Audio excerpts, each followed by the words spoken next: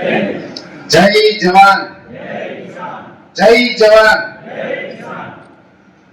તમને થોડી હવામાનની માહિતી આપવાની છે. આમ તો લગભગ ટીવી ચેનલમાં કે YouTube ના માધ્યમથી તમે અલગ અલગ પ્લેટફોર્મ ઉપર મને જોતા હશે, સાંભળતા હશે કે જ્યાં અમે હવામાનની માહિતી છે આપતા રહેતા હોય છે.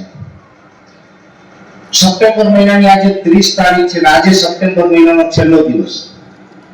અને વૈજ્ઞાનિક નિયમ પ્રમાણે અને ખાસ કરીને IMD એટલે કે ઇન્ડિયન મેટ્રોલોજી ડિપાર્ટમેન્ટ, જેને આપણે ગુજરાતીમાં હવામાન વિભાગ કહીએ છીએ, જે આપણી સરકારી સંસ્થા છે, એના દ્વારા અમુક માપદંડો નક્કી કરવામાં આવેલા છે. માપદંડોની અંદર આ બધાને ખબર હશે કે ગુજરાતની અંદર ચોમાસાનો પ્રવેશ ક્યારે થાય તો કે 15 જૂને.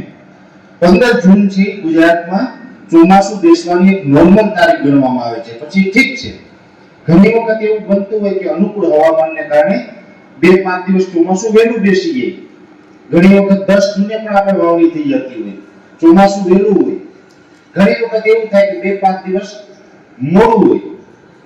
આપણે જૂન મહિનો પૂરો થાય પછી પણ વાવણીના વરસાદો પડે અને ચોમાસાની શરૂઆત થાય, એવું 2-5 દિવસ ચોમાસાનું આગળ પાછળ થતું હોય છે. એવી જ રીતે ચોમાસાની વિદાયની પણ એક નક્કી તારીખ છે ગુજરાત માટે, એ છે 30 સપ્ટેમ્બર. 30 સપ્ટેમ્બર થી ગુજરાતની અંદર ચોમાસું પૂરું થવાની નોર્મલ તારીખ ગણવામાં આવે છે અને એ તારીખ આજે છે. હવે આજે 30 સપ્ટેમ્બર છે, એમાં પણ 24 થી 30 સપ્ટેમ્બરનો વરસાદી એક રાઉન્ડ આપણા ગુજરાતમાં જોવા મળ્યો અને લગભગ ગુજરાતના 65 થી 70% વિસ્તારો એવા છે કે આટલા વિસ્તારોની અંદર આ વરસાદ પડ્યો. આમ તો સપ્ટેમ્બર મહિનાના પહેલું, બીજું અને ત્રીજું અઠવાડિયું એવો સમય હતો કે લગભગ ખેડૂતોએ આશા મૂકી દીધી હતી કે કદાચ હવે ચોમાસું પૂરું, હવે વરસાદ નહીં થાય, કેમ કે વાતાવરણ એવું હતું. લગભગ 1-2 ઘણા ખેડૂતોએ 3 પાણી પણ ચોમાસું પાકને આપી દીધા છે.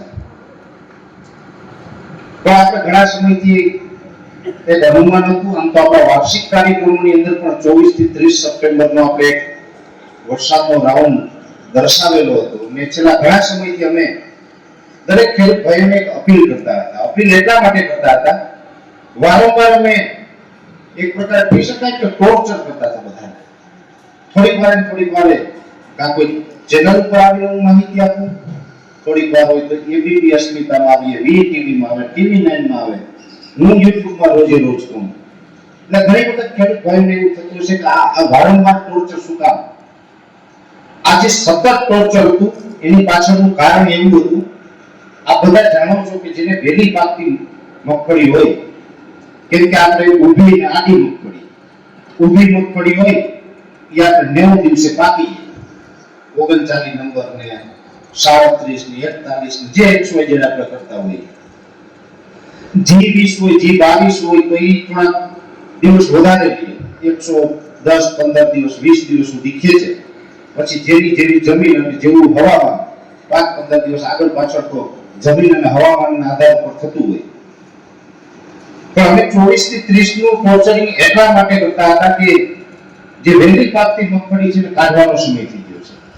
જો કોઈ ખેડૂત ભાઈ છે એ વરસાદ નહીં આવે, હવે તો આવું કઈ લાગતું નથી, આવું સમજીને જો મગફળી લાવવી નાખે, પાથરા પડેલા હોય અને પછી પાથરા ઉપર વરસાદ જો અત્યારે જે થયા, આ ટાઈપના વરસાદ થાય તો ગુજરાત ભરની અંદર કરોડો ને પણ અબજો રૂપિયાનું નુકસાન આપણા ગુજરાતના ખેડૂતોને થાય. એટલે અમારો ઉદ્દેશ્ય હતો વારંવાર ટોર્ચર કરો, જેથી કરીને ખેડૂત ભાઈઓ કાં તો 24 તારીખ પહેલા જે કંઈ સાચવવાનું હોય સાચવી લે, અથવા તો પછી ન પહોંચાયેલું હોય 24 તારીખ પહેલા તો પછી 30 તારીખ પછી આયોજન કરે, જેથી કરીને આપણે પાક પલાળવાનો વારો ન આવે. ઠીક છે, આમ તો અત્યારે ટેકનોલોજીનો યુગ છે. આ ટેકનોલોજીના યુગની અંદર હવામાન વિભાગ હોય કે પ્રાઇવેટ મારા જેવા નાના મોટા ઘણા બધા વેધર એક્સપર્ટ છે, તમારા સુધી આ માહિતી પહોંચાડતા હોય છે. એ માહિતી તમારા સુધી પહોંચતી જ હોય.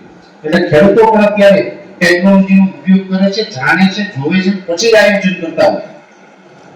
એટલે હવે આપણે નુકસાનીના ચાન્સ ઓછા થયા છે.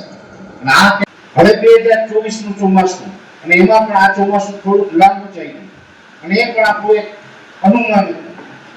આ લાંબો ચોમાસાની અંદર આજે 30 સપ્ટેમ્બર છે, આજે પણ અત્યારે આપણે જોઈએ છે, અત્યારે વરસાદ ચાલુ છે, પણ હવે આ સિસ્ટમ છે ને આપણા ઉપરથી ઉત્તર પૂર્વ તરફ નીકળી ગઈ, એટલે બરોડા થઈ અને છોટાઉદેપુર, દાહોદ, ગોધરા વિસ્તાર ઉપરથી અત્યારે મધ્યપ્રદેશ થઈને આગળ જાય છે આ સિસ્ટમ. એટલે હવે આ એકાદ દિવસ, આજનો દિવસ આમ તો આગાહી છે, કાલથી આ વરસાદની આગાહી પૂર્ણ થઈ છે. વરસાદની આગાહી પૂર્ણ થાય, વરસાદનો સમજાય, બધા સમજાય પાછળ બેઠે ગયું. વરસાદની આગાહી છે એનો આજે છેલ્લો દિવસ હતો અમારા માનવા પ્રમાણે. આજથી આ વરસાદની આગાહી પૂર્ણ થાય અને ચોમાસું પણ પૂર્ણ થાય.